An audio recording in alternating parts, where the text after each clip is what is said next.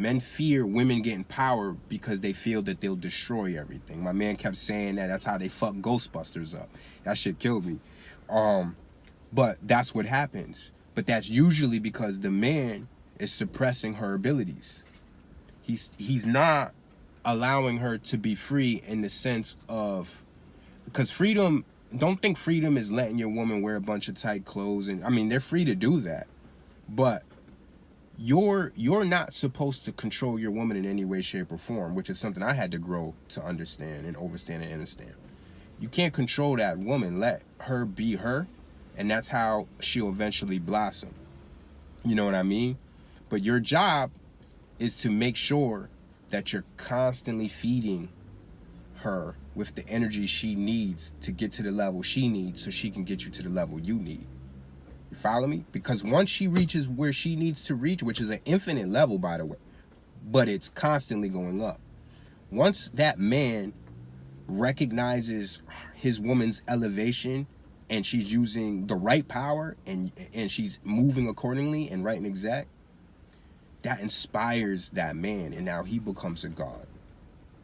Some are born God without even knowing that they're God, and then they eventually find their way, and then they'll try to incite their spouse or their counterpart to not reach their level, because the woman should be higher, in my eyes, than the level of that particular God.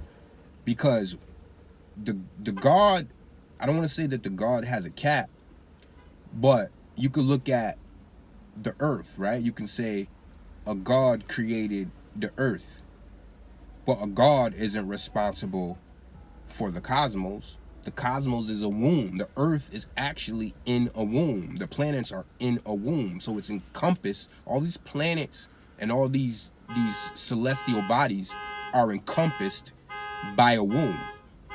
Pure darkness. That is a womb. Creation is being spawned on every level of existence out of a womb. But she may be asleep. Follow me?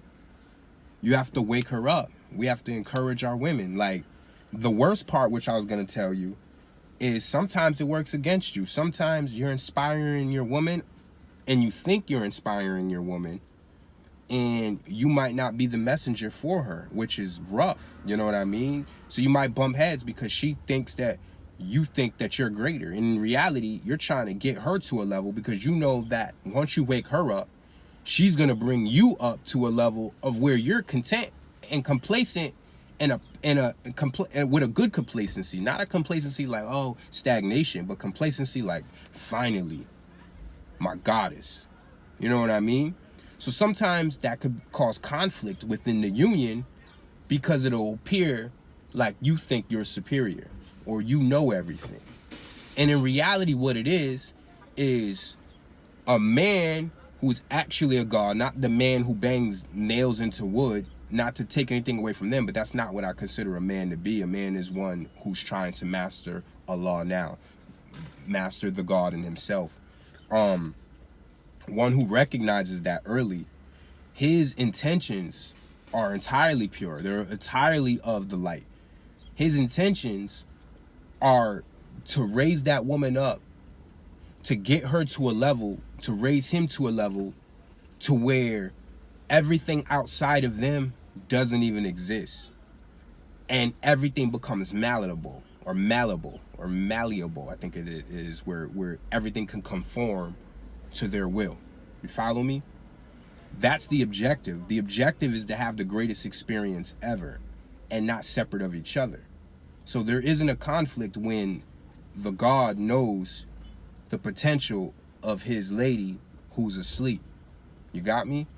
Once he wakes her up, he has to be careful because, again, she can start Me Too movements and all these different things and become a feminist and start swinging her vagina around. And she's abusing a power that isn't really the power. She wants to be independent. She wants to do this. She wants to do that. Separate from him, though. Where do they do that at? You know what I mean? You're supposed to grow together. And especially at these times where we have to be quarantined, everyone should be using this time to self-reflect and come together and grow and evolve to a level that has no cap, no limit. You know what I mean? It's our job, and I'll keep saying it because that's the only job I feel we have, is to wake her up so that we can wake up in its entirety. Once you wake her up, imagine the seeds, man. Imagine the seeds. They'll have no limit.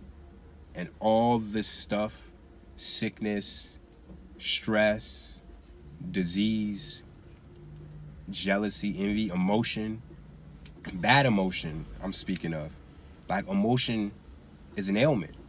You know what I mean? Once you can detach from the emotion, you evolve, because emotion is attached to ego.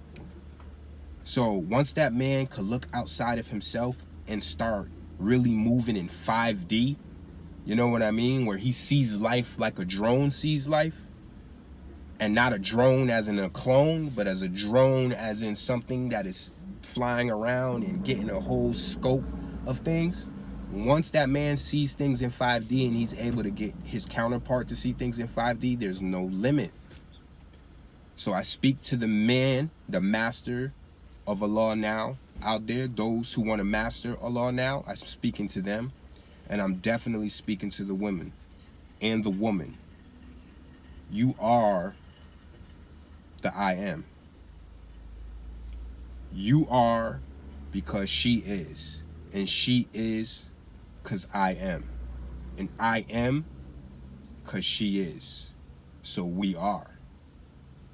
Believe, man. That is all, man. That is all. Wake that woman up. Guide her. I know it's not a good thing because, you know, me telling the woman she's God, everyone doesn't have the ability to receive the information and do what they need to do with that information. So you're going to get the abuse of power. So some men will be like, yo, why are you telling the women that they're God? We don't need that right now. Or they might not even believe it because they want to take her shine. But we can shine together. We can shine separate. But recognize that we're shining on the same thing. You have the moonlight and you have the sunlight. Typically, the man is associated with the sun and the woman is associated with the moon. But you can take whatever you want to take and use that knowledge wherever it's applicable. The point of the matter is, both have to shine on the earth at some point. The objective is to shed light and raise vibrations. So if everyone's acting like a man in the typical sense of a man and everyone's acting like the typical sense of a woman, there's no frequency change. So we can't be at war with each other. For women out there, if your man is giving you the inspiration and he's feeding you knowledge, and just because you didn't find the knowledge yourself, or you found it late, or you wanted to be the one that found the knowledge, it isn't a contest. It isn't a competition.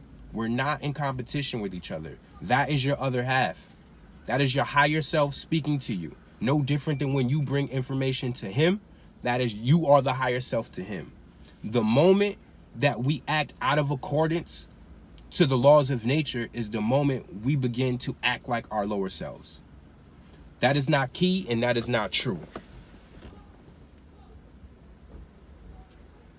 Wow, there's drama out here. You see, he wants to act like a man. Act like gods out there. Whenever there's a situation, don't react in the way that a man would react. React in the way that a god would react. Ask yourself, how would a god do? How would a god think? How would a god move? How would a god react? That's the truth. That's your truth. When you're tempted, when you're in a relationship and you're tempted by all these other women out here, that's a man in you. And that man in you causing you to do that is only the actions of other men's vibration. If you're a god and you see like a god and you want to become a god, ask yourself, how would a god react when he sees a woman? You could, what's the word called? I can't even think of the word, but you could admire her everything that she embodies in her beauty. without being thirsty, without gawking, without disrespecting your own kingdom at home. You know what I mean? Without compromising everything that you should stand for. You got me? Stop acting like men. Stop acting like women. It's time to act like gods and goddesses. And again, hopefully no religious people feel no type of way, but just remember one thing, that even your pastors, even your ministers, even your reverends, even those who have studied the true sciences that they needed to study in order to be in front of you, telling you the rhetoric that they tell you out of those books, know and understand that God is in here and that you are God. And they, no matter what they tell you, are a self-representation of that God. Because if they weren't, they wouldn't be able to stand in front of you and have you listening. My light is brilliant. No fear is the bridge to absolute freedom. And remember, women, you are the I am. Men, you are a God. We are great, and we aspire to be greater. And we are. I am. Peace.